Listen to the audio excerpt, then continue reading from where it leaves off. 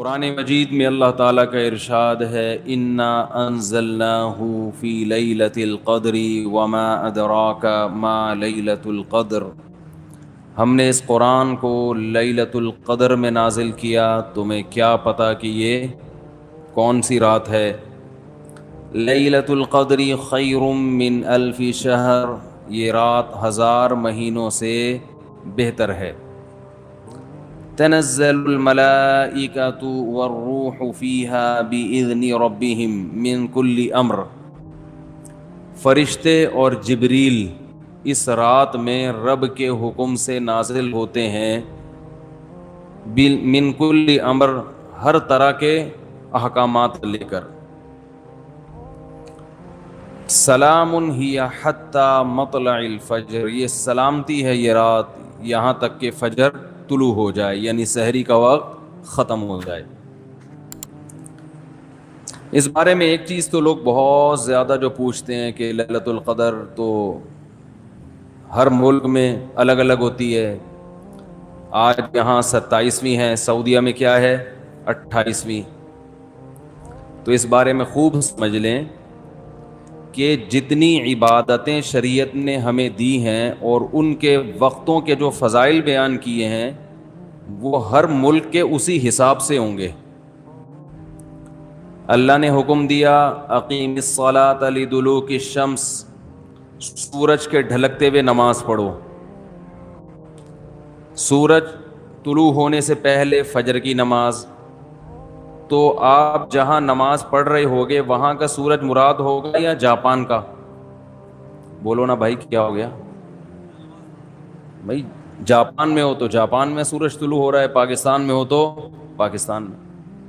ابھی جاپان میں تو پتہ نہیں کیا ٹائم ہو رہا ہوگا۔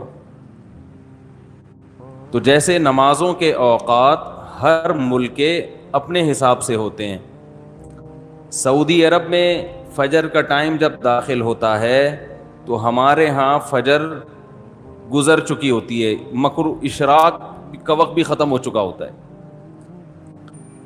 تو اب کوئی کہے کہ میں سعودیہ کے حساب سے چلوں گا، تو سعودیہ میں تو بھائی فجر کی نماز جب آپ ہو رہی ہوتی ہے تو یہاں سورج طلوع، بلکہ یہاں جب فجر ہو رہی ہوتی ہے وہ تو پیچھے ہے نا 2 گھنٹے، ہاں یہاں سورج طلوع ہو چکا ہوتا ہے، وہاں عشاء کی نماز ہوتی ہے، وہاں مغرب کی ہوتی ہے اور یہاں عشاء کی ہو رہی ہوتی ہے۔ تو جیسے نمازوں میں ہر ملک کا اپنا ایک طریقہ ہے، اپنے وقت ہیں، تو ایسے ہی جو سال کی تاریخیں ہیں، عید ہے، بقرعید ہے، یوم عرفہ ہے، لیلۃ القدر ہے، آخری عشرہ ہے، یہ سب اس ملک کے حساب سے ہوگا۔ جیسے جیسے جس ملک میں عشاء کا وقت داخل ہوا تو اللہ نے جو خاص پیکج رکھا ہوا ہے اپنے بندوں کے لیے، وہ پیکج اس ملک کے لیے اسٹارٹ ہو گیا۔ ہر نیکی کا ثواب 1000 گنا بڑھا دیا گیا۔ تو لیلۃ القدر رمضان کے آخری عشرے میں، اور رمضان کے آخری عشرے میں طاق راتوں میں امکان زیادہ، اور 27ویں میں اور بھی زیادہ۔ سمجھ رہے بات کو؟ اور آج کون سی رات ہے؟ 27ویں رات ہے۔ تو اس بات کا بہت امکان ہے کہ آج کون سی رات ہو؟ لیلۃ القدر۔ اس رات میں جس ملک میں یہ رات ہوگی وہاں فرشتوں کا نزول ہوگا، اور خاص طور پر جبریل علیہ الصلاۃ والسلام کا نزول۔ جیسے پیغمبروں میں سب سے افضل پیغمبر محمد صلی اللہ علیہ وسلم ہیں، تو فرشتوں میں سب سے افضل فرشتے کون سے ہیں؟ جبریل، جن کو اللہ نے روح الامین قرار دیا، مقدس روح۔ روح کیوں کہا؟ روح اس لیے کہا کہ روح جب ہماری باڈی میں ہوتی ہے تو ہماری باڈی زندہ ہوتی ہے، تو جبریل علیہ الصلاۃ والسلام ہماری روح کے لیے، روح کو طاقت بخشنے کا ذریعہ بنتے ہیں، کیونکہ وہ وحی لے کر آئے، اور وحی سے ہماری روحانی قوت، بولو نا بھائی، بڑھتی ہے۔ روحانی قوت کس سے بڑھتی ہے؟ وحی سے۔ عبادات ہمیں پتہ چلی وحی کے ذریعے، روزے ہمیں پتہ چلے وحی کے ذریعے. یہ آسمان سے کون سارے پیغام زمین پر نبی کے پاس لے کر آیا؟ جبریل علیہ السلام. جبریل نے نبی کو بتایا کہ شہر رمضان الذی انزل فیہ القرآن. اللہ کا کلام جبریل نے لیا اور جبریل علیہ السلام نے ہمارے نبی صلی اللہ علیہ وسلم کے دل پہ یہ کلام نازل کیا. تو ہمیں جو پتہ چلا کہ رمضان میں روزے رکھنے ہیں، یہ ہمیں نبی سے پتہ چلا. اور نبی کو کس سے پتہ چلا؟ جبریل علیہ السلام سے. نماز کا ہمیں پتہ چلا نبی سے، اور نبی کو کہاں سے؟ کیا ہو گیا بھائی؟ پرابلم. تو نبی کو کہاں سے پتہ چلا؟ جبریل علیہ السلام سے. تو ہر جتنی بھی وحی آ رہی ہے نا، وہ ساری ڈائریکٹ کہاں سے؟ جبریل کے ذریعے. تو ان کے ذریعے ہماری روح کو کیا مل رہی ہے؟ تقویت، طاقت مل رہی ہے روح کو. تو وہ کیونکہ یہ رات روحانی ترقی کا ذریعہ ہے، تو اللہ نے اس رات میں جبریل علیہ السلام کو زمین پہ اتارا تاکہ جس فرشتے کی مناسبت ہے نا اس رات سے، وہ فرشتے اس زمین پر نازل ہوں. دیکھو بھائی، لیلۃ القدر میں جو دعا ہم نے مانگنی ہے، اس میں سب سے زیادہ فوکس اس دعا کو کرنا ہے کہ ہماری زندگی سے گناہ چھوٹ جائیں. لوگ گناہ چھوڑنے کے لیے تیار نہیں ہیں. پچھلی امتوں پر جو اللہ کی طرف سے عذاب آئے، وہ تہجد چھوڑنے کی وجہ سے نہیں آئے، اشراق چھوڑنے کی وجہ سے نہیں آئے. وہ جو عذاب آئے تھے وہ گناہ کی وجہ سے آئے تھے. قوم لوط علیہ السلام پر عذاب کیوں آیا؟ لڑکوں سے فیلی کا گناہ کر رہے تھے. قوم سمود پر عذاب کیوں آیا؟ ناپ تول میں کمی. تنخواہ پوری لیتے، کام ادھورا کرتے. آج ہر آدمی یہی کر رہا ہے، دفتر میں کام پورا نہیں کرے گا، تنخواہیں پوری لی جا رہی. پولیس میں سب سے ایماندار وہ آفیسر سمجھا جاتا ہے جو رشوت نہیں لیتا. حالانکہ اتنا کافی نہیں ہے، بلکہ یہ بھی ضروری ہے کہ اپنی ڈیوٹی ٹائم پہ دیتا ہو. بھائی رشوت لینا بھی حرام ہے، لیکن کام کیے بغیر تنخواہ لینا کہاں سے جائز ہو گیا ہے بھائی؟ گورنمنٹ کے اداروں میں جو اسکول اور یونیورسٹیاں ہیں، وہاں پروفیسر حضرات اور ٹیچرز اگر وہ دل جمعی کے ساتھ بچوں کو نہیں پڑھا رہے ہیں اور سیلری پوری لے رہے ہیں، تو وہ سیلری قوم سمود میں داخل ہوگا کہ نہیں ہوگا؟ کہ کام ادھورا، اور جب حق لینے کی باری آئی پورا، اور دینے کی باری آئی تو اس میں ڈنڈی مارتے ہیں. کتنا قرآن مجید نے والدین کا حق بیان کیا ہے. لا تقل لہما اف، اف بھی نہیں کرنا ہے. بہت زیادہ قضا کا لفظ استعمال کیا. تیرے رب نے فیصلہ کر دیا کہ ماں باپ سے اچھا سلوک کرنا ہے، فیصلے کا لفظ استعمال کیا. کہتے ہیں نا عدالت نے فیصلہ سنا دیا، اس کی ویلیو ہوتی ہے. ایک جگہ فرمایا ووصینا، وصیت کر دی ہے. وصیت کہتے ہیں مرتے ہوئے جو انسان جو بات کہہ کے جا رہا ہوتا ہے. اللہ پر تو موت نہیں آتی، لیکن اللہ کہہ رہے ہیں اتنی تاکید سے یہ بات کہہ رہا ہوں جیسے کوئی دنیا سے جانے والا کی تاکید سے کہتا ہے نا، تو وہ معمولی حکم نہیں ہوتا، بہت سخت آرڈر ہوتا ہے. تو والدین کے بارے میں بھی اللہ نے کہا معمولی حکم نہ سمجھنا، بہت شدید آرڈر دے رہا ہوں کہ والدین کے ساتھ اچھا سلوک کرنا ہے، خدمت کرنی ہے. ایسے لوگ ہیں 10 سال سے والد صاحب قومے میں گئے ہوئے ہیں، خدمت کر رہے ہیں ان کی وہ. اور ایسے لوگ بھی میں نے واقعہ سنایا تھا نا پچھلے ہفتے کا، اپنے باپ کو لے کے جا رہے ہیں ہاسپٹل، باپ بول رہا ہے زیادہ، تو ابا کو کہہ رہا ہے ابا چپ کر جاؤ ورنہ عیدی سینٹر میں جمع کرا دوں گا، چپ کر جاؤ ورنہ اولڈ ہوم میں جمع کرا دوں گا. زیادہ نہیں، یہ بہت گھٹیا جملہ ہے، بہت غلیظ جملہ ہے. یہ آپ نہیں کہہ سکتے باپ کو یہ جملہ، وہ جو مرضی بولے، آپ نے بہرحال اس کی خدمت کرنی ہے، ماں کی بھی اور باپ کی بھی. تو یہ بہت بڑا حق ہے. تو لیلۃ القدر میں ان گناہوں سے توبہ کرنی ہے. اگر توبہ کی توفیق نہیں مل رہی تو اللہ سے توبہ کی توفیق مانگنی ہے کہ اللہ میرے باپ کے ساتھ میرا سلوک اچھا نہیں ہے، تو مجھے باپ کے ساتھ نرم لہجے میں بات کرنے کی توفیق عطا فرما. مائیں بیٹیاں ماؤں کے ساتھ اچھا سلوک نہیں کرتی، گریبان پکڑتی ہیں ماؤں کا، تانے دیتی ہیں. کہیں شادی ہو گئی نا بچے کی غلط سسرال، ماں کو تانے دیں گی آپ نے کرایا یہ. وہ بھائی ماں کب بیٹی کے لیے برا سوچتی ہے؟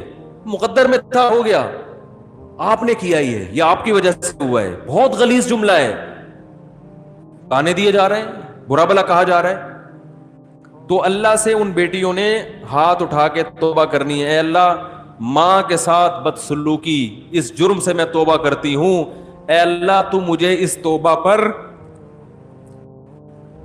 قائم رہنے کی توفیق عطا فرما دے۔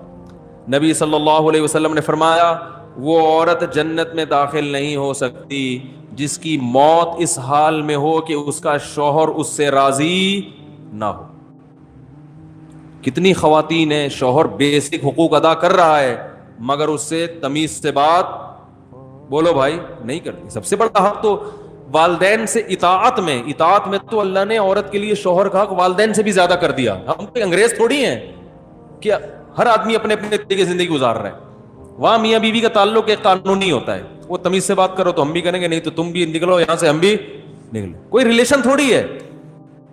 سوشل ڈسٹینس کے پیپر لیے ہوئے ہیں میاں بیوی نے عدالت سے، میاں ادھر سوئے گا بیگم ادھر، کوئی پوچھے بھائی وہ ادھر کیوں سو رہا ہے تم ادھر کیوں سو رہے، بھائی ہمارے پاس ڈاکومنٹس ہیں، گورنمنٹ نے ہمیں اجازت دی ہے کہ ہمارے آپس میں اختلافات، تم وہاں سو گے تم وہاں، تو بھائی وہ تھوڑا باہر نکل کے گلی میں سو جا پھر تو۔ یہ کوئی ریلیشن ہے؟ عجیب پاگلوں والی زندگی ہے۔ تو کتوں کو گلے لگا رہے ہیں، انسان انسان سے دور، تو قربانی دینی پڑتی ہے رشتے نبھانے کے لیے۔ تو شوہر کا بہت بڑا حق ہے کس پر؟ بیوی پر۔ عورت کو وفا کرنی اپنے شوہر کے ساتھ، وہ اگر گھر میں نہیں ہے سفر پہ گیا ہے تو خیانت نہیں کرنی ہے، ایسے شخص سے بات نہیں کرنی ہے جس سے آپ کا شوہر بات کرنے سے خوش نہیں ہوتا، اجازت نہیں ہے آپ کو۔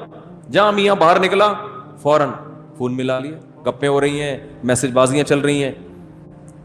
اور مرد کو حکم ہے کہ وہ عورت کمزور اللہ نے پیدا کی تو اس کی کمزوری سے ناجائز فائدہ بولو بھائی نہ اٹھائے۔ آپ صلی اللہ علیہ وسلم نے حجۃ الوداع کے موقع پر جو خطبہ دیا نا، وہ آخری خطبہ، اس میں صحابہ کہتے ہیں ہم سمجھ رہے تھے کہ اب نبی دنیا سے جا رہے ہیں، تو آپ نے خطبہ دیا کہ اللہ نے ان عورتوں کو تمہارے ماتحت رکھا ہے اس لیے نہیں کہ تم ظلم کرنا شروع کر دو، ان پر تمہاری اتنی اطاعت واجب ہے کہ تمہاری مرضی کے بغیر گھر سے نہ نکلیں، تمہاری مرضی کے بغیر کسی کو گھر میں داخل نہ ہونے دیں، اور تمہارے مال میں خیانت نہ کریں۔ فرمائے اس کے بعد تمہارے حقوق ہیں ان کے اوپر، تم پر حقوق ہیں ان کے، وہ کیا ہیں کہ جو خود کھاؤ وہ ان کو کھلاؤ، جیسا خود پہنو ویسا ان کو پہناؤ۔ بعض عورتوں کی شکایت آتی ہے میاں گھر میں آتا ہے جیسے چنگیز خان یا ہلاکو خان گھر میں داخل ہوا ہے، تمیز سے نہ سلام نہ بات چیت، ہر وقت ناک پہ، دوستوں میں بیٹھے گا ہاں ہاں ہو بڑا اچھا، جیسے کسی دوست کو لا کے بٹھا دو نا ایک دم موڈ چین اور ہاں ہاں بڑی گپ شپ، گھر میں جیسے ہی آئے گا جیسے کچھ چنگیز خان گھر میں داخل ہو رہا ہے۔ تو آپ صلی اللہ علیہ وسلم جب گھر میں آتے، امی عائشہ فرماتی ہیں مسکراتے ہوئے چہرے کے ساتھ مسکراتے ہوئے داخل ہوتے تھے۔ تو بھائی ان جرائم سے کیا کرنی ہے توبہ۔ اگر رشتہ داروں میں آپس میں کوئی بھائی بہنوں میں ناراضی چل رہی ہے تو آپ صلی اللہ علیہ وسلم نے فرمایا رشتہ داری توڑنے والا جنت میں بولو نا بھائی نہیں جائے گا۔ سگے بھائی سے ناراضی ہے، سال ہو گیا 2 سال ہو گئے بھائی بھائی سے بات نہیں کر رہا، بہن بہنوں میں لڑائی ہوئی ہے، وہ بھائی جب الگ الگ شادی ہو گئی الگ الگ رہ رہے ہیں لڑکے کیا کرنا ہے، تم پہل کر کے دوستی کر لو، یا تو ایک ساتھ رہ رہے ہوتے ہیں نا ہر وقت چپکے ہوئے پھڈے ہو رہے تو ہم پھر خود ہی کہتے ہیں کہ سائٹ سوشل ڈسٹینس کا جو ہے نا سرٹیفکیٹ بنوا لو، پھر ہم خود مشورہ دیتے ہیں۔ جب الگ الگ ہے، وہ بہن اپنے میاں کے ساتھ رہ رہی ہے، وہ بھائی اپنی بیگم کے ساتھ الگ رہ رہا ہے، پھر کیوں لڑ رہے ہو؟ اگر لڑائی ہو گئی ہے سوری کرنے میں پہل کر لو، بھائی اس کی غلطی نہیں بھی آپ کی ہے تو آپ معافی مانگ لو گے تو ثواب ہی ملے گا نا۔ لوگ کہتے ہیں میں چھوٹا ہو جاؤں گا، تو نبی نے فرمایا من تواضع للہ رفعہ اللہ، جو اللہ کے لیے جھکتا ہے اللہ اسے اٹھا لیتے ہیں، بلند کر دیتے ہیں۔ تو رشتہ داری جوڑنے کے لیے اپنے خونی رشتوں کو ہدیہ دینا سیکھو، خونی رشتوں، پیسے، سمجھ رہے ہو، دعوتوں سے دوستی نہیں ہوتی۔ لوگ کیا کرتے ہیں آج بہن کو عید پہ ہم نے دعوت پہ بلا لی، بہت اچھی بات ہے بلائیں بہنوں کو، اصل چیز ہے کیش، یہ دینا چھوڑ دیا کیونکہ اس سے جان نکلتی ہے، پیسے نہیں دیے جاتے۔ آج منتیں مانیں گے روزے کی، منتیں مانیں گے نمازوں کی, صدقے کی منتیں مارکیٹ سے شارٹ, ٹھیک ہے نا. اے اللہ میرا یہ کام ہو جائے تو اتنے روزے رکھوں گا, خواتین بھی مانو اتنے روزے رکھوں گا. پہلے صحابہ جو منتیں مانتے تھے نا وہ یہ کہ میرا یہ کام ہو گیا تو اتنے پیسے صدقہ کروں گا. پیسے مارکیٹ سے کیا ہو رہے ہیں کہ اللہ تو میرا سارے بھی کام بنا دے, پیسے جیب کے کام ہی یہی ہے کہ پیسے بچ جائیں, یہی تو کام ہے. تو وہی کام میں کیسے قربان کر دوں؟ تو رشتہ داروں کو پیسے دیا کرو, پیسے روکڑا, سمجھ رہے ہو؟ بھائی کو لفافے میں ڈال کے ڈالر دو, یہ ہدیہ ہے آپ کو. اگر وہ اپنی توہین محسوس کرتا ہے, چھوٹا بھائی مجھے کیوں ہدیہ دے رہا ہے, سائٹوں سے بھجوا دو. کسی دوست کو بولو یہ تم دے دینا, میرا نام نہیں آنا چاہیے. نہیں آ رہی میرا خیال ہے بات سمجھ. بہنوں کو ہدیہ دے دیا کرو. زکات دے رہے ہوتے ہیں بہنوں کو, ٹھیک ہے زکات بھی دینا جائز ہے, ثواب ملے گا, لیکن زکات دینے کا مقصد ہوتا ہے کہ اب اپنی ذمہ داری ہماری کیا ہو گئی پوری. بھائی زکات تو غریبوں کا حق ہے, بہن غریب ہے تو ایک تو اس لحاظ سے, لیکن بہن کا حق تو اس لحاظ سے بھی ہے کہ وہ بہن ہے, اس کو تو زکات کے علاوہ بھی دو نا بھائی. تو خونی رشتوں کا جو حساب کتاب ہے وہ کیا ہو رہا ہے, ختم. ایک بات میں خواتین سے کہتا ہوں, آپ کے بچوں پہ اگر آپ کا دیور ہاتھ اٹھائے تو آگے سے بولا مت کرو. بچے پہ باپ کا بھی حق ہے, چچا کا بھی حق ہے تربیت میں. وہ بھی تو لگتا ہے نا کچھ. چچا نے اگر اپنے بھتیجے پہ سختی کی, ڈانٹ دی, تو بچے کو یہ نہ سکھایا کرو کہ تم کون ہوتے ہو میری اولاد پہ ہاتھ اٹھانے والے. بچے کو بتاؤ کہ یہ بھی آپ کے چاچو ہیں, ان کا بھی رشتہ ہے, یہ بڑے ہیں, اگر انہوں نے کبھی ہاتھ اٹھا لیا, کبھی سختی کر لی تو بیٹا برداشت کرنا ہے. فوراً لڑائی شروع ہو جاتی ہے. دیور نے ہاتھ اٹھا کے مارا تو اپنے میاں کو بتاتی ہیں بھائی آپ تو چلو باپ ہو, یہ کون ہوتا ہے ہمارے معاملات میں دخل اندازی کرنے والا. وہ پھر کبھی بھی دخل اندازی نہیں کرے گا. کہ جاؤ تمہارے بچے تم سنبھالو. پھر وہ جب بھتیجی بڑی ہوگی, اس کی شادی بھی کی فکر ہوگی, بھائی تمہاری ٹینشن ہے, ہماری ٹینشن.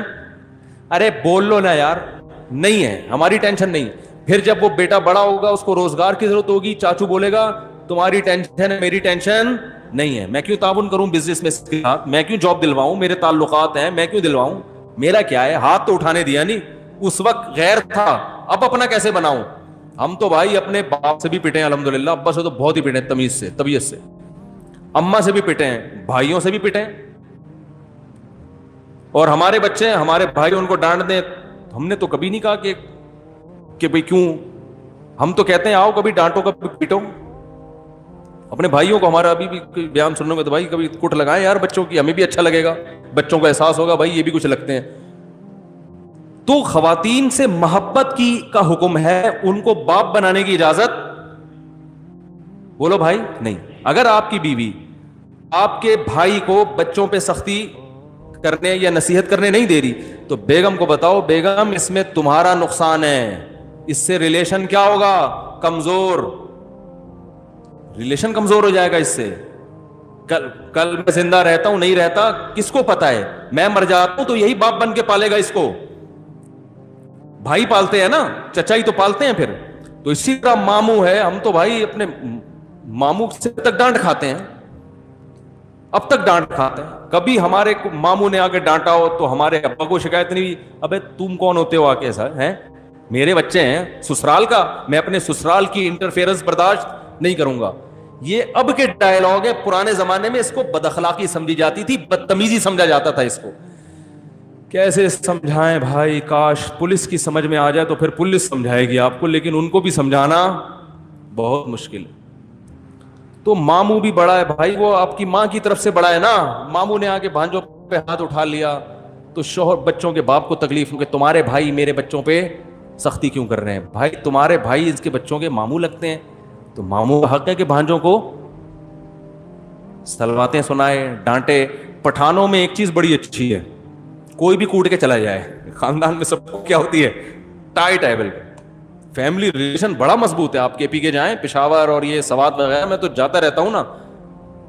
کزن آئے گا نا, وہ کہے گا بچے کھیل رہے ہوں گے نا, کزن بڑا کزن ہے, وہ آ کے بچوں کو چٹکی دکھائے گا, بولے چلو شاباش مغرب کے ٹائم ہو گھر. سارے بچے اس میں اس کے بھتیجے بھانجے اپنے بچے سب ایک ہی طرح سے ڈیل کر رہے ہوتے ہیں. وہ نہیں دیکھتے کہ یہ میرا ابا ہے یا چاچا ہے یا تایا ہے یا ماموں ہے. خاندان کا ایک بڑا آئے گا, چٹکی بجائے گا, بولے پتلی گلی سے نکلو, سارے چلے جائیں.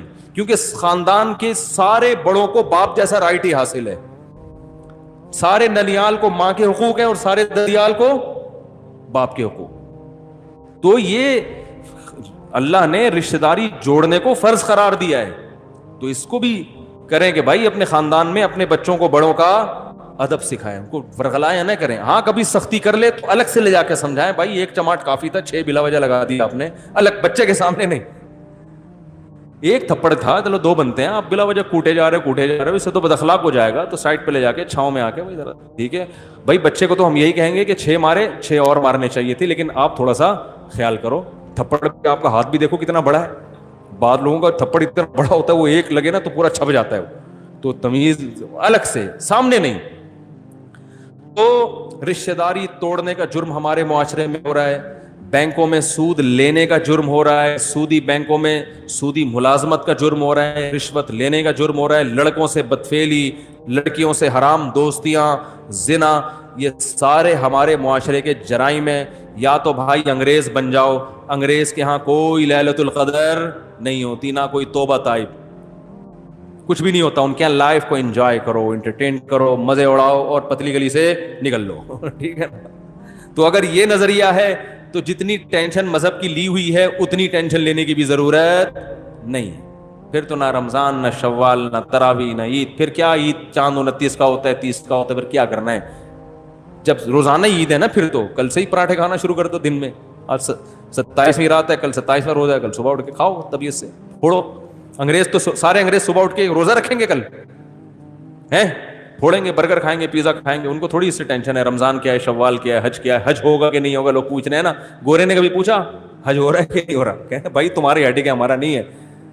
تو یا تو مکمل گورے بن جاؤ, اور اگر مکمل گورے نہیں بن سکتے تو بھائی اگر آخرت پر ایمان ہے تو پھر بڑے بڑے جرائم. انٹرنیٹ پر بیہودہ فلمیں دیکھی جا رہی ہیں, کچھ چیزیں ایسی ہیں, بس یہ آخری بات کر کے بیان ختم کرتا ہوں. کچھ چیزیں ایسی ہیں جن کی باڈی کو لت پڑ جاتی ہے, تو ان میں صرف توبہ کافی نہیں ہوتی, کسی سے کاؤنسلنگ کی ضرورت ہوتی ہے. جیسے چرس کی عادت پڑ گئی یا ہیروئن کی عادت پڑ گئی, کسی ہیروئن جی نے ہمارا بیان سنا اور توبہ کر لی جا کے, آئندہ ہیروئن نہیں پیوں گا, تو کیا خیال ہے نہیں پیے گا آئندہ؟ وہ تو ابھی پی کے آیا تھا نا, اس لیے توبہ کر لی, ابھی تو ٹھنڈا ہوا ہے. جب ہیروئن کی طلب پیدا ہوگی تو جسم مچلے گا, چاہیے چاہیے. مفتی صاحب بیان کر رہے تھے, قرآن میں آتا ہے حرام, حدیث میں حرام, جہنم کی آگ, چولہے پہ جائے گا, آگ دیکھے گا, بڑی خطرناک ہے بھائی. لیکن جو آگ اندر جل رہی ہے تو یہ باڈی کی ریکوائرمنٹ ہوتی ہے. تو ایسے ہیروئن چی کو کہا جائے گا بھائی ہیروئن سے توبہ بھی کرنی ہے اور فوراً قریبی ڈاکٹر سے رجوع بھی کرنا, کہ وہ ہیروئن کے علاوہ کوئی ایسا ٹیکا فی الحال لگا دے, چرس پہ لے آئے, ٹھیک ہے, چرس تھوڑی سی خالص چرس پہ لا دے آپ, وہ آہستہ آہستہ آہستہ آہستہ کیا کرے گا, چھڑوائے گا. تو جن لوگوں کو انٹرنیٹ پر فحش فلموں کی عادت پڑ جاتی ہے, یہ عادت باڈی کی ریکوائرمنٹ ہوتی ہے. پھر وہ توبہ کر بھی لیتے ہیں نا تو تھوڑے دنوں میں پھر خیالات, پھر ایک جسم جو ہے نا تڑپنا شروع ہوتا ہے. تو ایسے موقع پہ کسی اللہ والے سے اصلاحی تعلق بھی ضروری.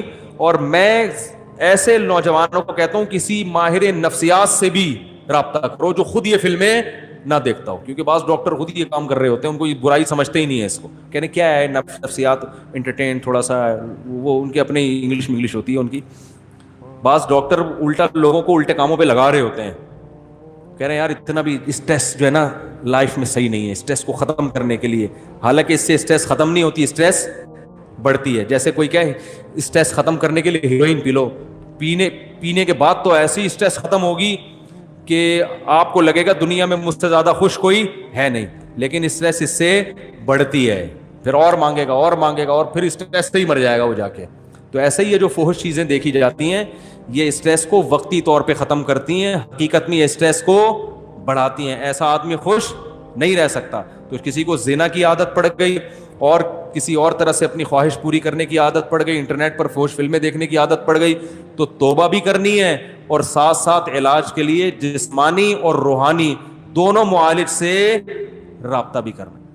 جسمانی معالج تو ماہر نفسیات ہیں, بہت سے ماہر نفسیات کو اللہ نے بڑی مہارت دی ہوتی ہے, ان سے رابطہ کریں, ملک میں بہت ہیں, کراچی میں بہت ہیں, ان کے پاس جائیں, بولیں بھائی اگر وہ کہنا کوئی فرق نہیں پڑتا, بولو بھائی فرق پڑتا ہے, مجھے یہ بیماری چھڑواؤ, ٹھیک ہے نا, مجھے یہ عادت چھڑوانی ہے, میں آپ کو فیس اسی چیز کی دوں گا, جس دن آپ نے چھڑوا دیا اتنے پیسے آپ کے, لیکن وہ ایڈوانس میں لے لیتے ہیں فیس, تو کچھ خرچ کرو نا اللہ کے لیے.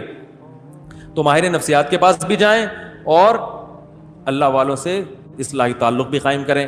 کسی بزرگ سے بیعت ہو, ان کو بتائیں. تو آپ کو ایک نسخہ میں ویسے ہی بتا دیتا ہوں کہ کوئی بزرگ نہیں مل رہے, بزرگ بھی مارکیٹ سے شارٹ چل رہے ہیں آج کل, لوگ کہتے ہیں, حالانکہ ہول سیل کے حساب سے بزرگ موجود ہیں, لیکن کسی بزرگ سے مناسبت ہونے میں ٹائم لگتا ہے. پھر بزرگوں کے پاس رش اتنا ہے کہ وہ نمبر ہی نہیں آتا لوگوں کا کہ وہ آپ کو ٹائم دیں. تو اس میں پھر یہ ہے کہ اگر آپ کے ساتھ کوئی ایسا مسئلہ ہے تو بھائی کچھ علاج میں بتا دیتا ہوں. سب سے پہلا, تبلیغ میں 4 مہینے کے لیے نکل جاؤ. ایسی کی 4 مہینے تو کچھ دیکھنے کو نہیں ملے گا, اس سے نہ دیکھو جیسے گناہ کرنے کی عادت پڑتی ہے کر کے, تو چھوٹنے کی عادت پڑتی ہے چھوڑ کے. کچھ دن دل مچلے گا, جب ایک طویل عرصے تک نہیں دیکھو گے تو پھر دیکھنے کی عادت ختم. کچھ دن تو مچلے گا دل, 4 مہینے کے بعد دل کرے گا بھاگوں یہاں سے میں. لیکن تبلیغ میں ایک ماحول ملتا ہے, بہت دن تک گناہ سے دور رہیں گے تو انشاءاللہ عادت چھوٹ جائے گی. واپس آئے, پھر شیطان نے ورغلا کے گناہ کروا دیا, دوبارہ نکل لو. ایسی کی بولو نا, ایسی کی تیسی اس لیے کہہ رہا ہوں کہ پھر کاروبار, دکان کا ہر بھاڑ میں جائے کاروبار. پہلے انسان کا بچہ تو بنے آدمی, وہ تھوڑا نقصان کر لو کچھ نہیں ہوتا. پڑھائی اگلے سال ہوئی, کورونا کی وجہ سے اگلے سال ویسے ہی ہو رہی ہے نا, تو ایک اپنی اصلاح کی وجہ سے ہو جائے گی. تھوڑی قربانی دو گے تو بھائی دین آئے گا. تو تبلیغ میں بہت فائدہ ہوتا ہے. ایک کام سمجھ میں آ گیا, یہ ان لوگوں کے لیے جن کو اصلاحی تعلق فی الحال میسر نہ ہو, ورنہ تو اصل تو یہ کسی شیخ سے, بزرگ سے بیعت ہو جاؤ. دوسرا کام یہ کرنا ہے کہ اپنے آپ کو بے لگام نہیں چھوڑنا ہے. آپ نے انٹرنیٹ پر بیہودہ فلمیں, فحش فلمیں دیکھنے سے توبہ کر لی, اور کوئی برائی سے توبہ کر لی, توبہ تو لازمی کرو, صحیح ہے نا, پکی ڈھکی توبہ. لیکن ایک ارادہ کرنا ہے کہ آئندہ مجھ سے اگر شیطان نے گناہ کروایا تو یہ گناہ فری میں نہیں پڑے گا. اپنے آپ کو بولو اس کی تمہیں قیمت, بولتے کیوں نہیں, دینی پڑے گی. اور قیمت اپنے جسم کو نقصان پہنچا کے بھی, اور اپنے آپ کو مالی نقصان بھی پہنچانا. سمجھ میں نہیں آ رہی بات؟ پینلٹی لگے گی بھائی, جرمانہ ہوگا. اب وہ ہر آدمی اپنی تنخواہ کے حساب سے, آپ کی تنخواہ 1 لاکھ ہے, 10,000 20,000, اور خرچے بھی دیکھو نا, پتہ چلا جرمانہ اتنا دے دیا کہ کھانے کے لیے گھر میں روٹی ہے نہیں, فلمیں ہی دیکھ رہے سارا دن بیٹھ کے. اب کوئی کرنے دھرنے کا کام ہے ہی نہیں. اتنا زیادہ جرمانہ نہ ہو کہ بچے متاثر ہوں, ان کی فیسیں ہی نہیں جا رہی, یا کوئی چھڑے چھاٹوں میں, یہ کنواروں میں زیادہ ان کے تو فیسوں کے مسئلے نہیں ہوتے, یہ زیادہ بیماری چھڑے چھاٹوں میں ہوتی ہے. اور جس چھڑے چھاٹ نے بیماری چھوڑی نہیں نا, کم وقت شادی کے بعد چھوڑتا نہیں ہے, پھر وہ دنیا چھوڑ دے گا, یہ بیوی چھوڑ دے گا, یہ بیماری نہیں چھوڑتا وہ. تو اپنے علاج کی فکر کرو, ورنہ قبر میں بھی یہی دل چاہے گا جن کو یہ لت پڑ جاتی ہے. تو کیا کرنا ہے, اپنے آپ کو سزا دینی, مالی بھی اور جسمانی بھی. جسمانی سزا, روزہ رکھ لے انسان, بھوکا پیاسا رکھے, صحیح ہے. یا روزہ نہیں رکھ سکتا, بھائی اگر مجھ سے یہ گناہ ہوا تو میں 24 گھنٹے کے اندر 50 رکعتیں, 100 رکعتیں نوافل کے پڑھوں گا. وہ اتنے زیادہ بھی سزا نہ ہو کہ پڑھنا ہی مشکل ہو جائے, اتنی ہلکی بھی نہ ہو کہ سزا کا عنصر اس میں سے ختم ہو جائے. تو اصلاحی تعلق میں فائدہ ہوتا ہے کہ ہر بزرگ ہر ایک کے حالات دیکھ کر اس کے لیے خود سزا تجویز کرتے ہیں کہ آپ کی تنخواہ اتنی, آپ کم از کم اتنے پیسے صدقہ کرو. اب آپ نے اگر کہا کہ 5 روپے صدقہ کروں گا اگر مجھ سے گناہ ہوا, تو آپ کہو گے دیکھتے رہو, شام کو 100 روپے دے دوں گا, کیا جا رہا ہے 100 روپے میں. اور آپ نے کہا 5 لاکھ صدقہ کروں گا, تو بس ایک ہی دفعہ ہوگا صدقہ, اس کے بعد دوبارہ گناہ تو ہوگا, صدقہ نہیں ہوگا. تو وہ اپنے حالات دیکھ کر, نہ اتنا تگڑا جرمانہ ہو. بھائی لائف جا رہا ہے بیان, کتنے لوگ ہیں, چلو اچھی بات ہے, کام کی بات ہے نا, لوگوں سنیں. 5,000 روپے آپ نے اپنے اوپر متعین کر لیے کہ میں صدقہ کروں گا. ایک نارمل تنخواہ والے کے لیے یہ ٹھیک ہے. پھر یہ بھی دیکھنا ہے کہ یہ گناہ بار بار ہوگا تو بار بار صدقہ کرنا ہے. تو اتنی کیونکہ ایک دم سے نہیں چھوٹتی یہ چیزیں, حوصلے والے لوگ تو ہیں کہ چھوڑا تو بس چھوڑ دیا, لیکن ایسے حوصلے والے مارکیٹ میں شارٹ ہے نا. اصل تو حوصلہ یہی, چھوڑ دیا تو چھوڑ دیا, ایسی تیسی مر جائیں گے نا, کوئی بات نہیں, مر جائیں.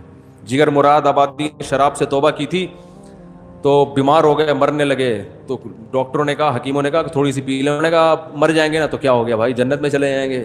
جب شراب سے توبہ جنت میں جانے کے لیے تو کی ہے, تو مر گئے تو اور کیا چاہیے. لیکن ایسا اسٹیمنا یہ جگر کا ہو سکتا ہے, جس کے جگر نہیں ہے ہر ایک کے پاس ایسا جگر ہوتا نہیں ہے. تو اصل تو یہ ہے, نہیں چھوٹ رہا تو بھائی فری شیطان کو بے لگام نہ کر دو, سزا دو. جیسے ہی گناہ ہوگا 2 رکعت توبہ کے ساتھ گڑ گڑانا بھی ہے کہ اللہ ہو گیا اب نہیں کروں گا. صحیح ہے نا.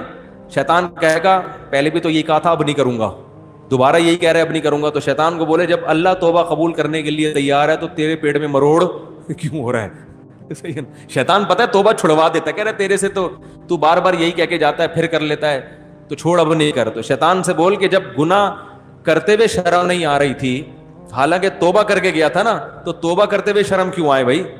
شرم تو گناہ کرتے ہوئے آنی چاہیے تھی کہ ابھی توبہ کر کے گیا ہوں پھر گناہ کر رہا ہوں.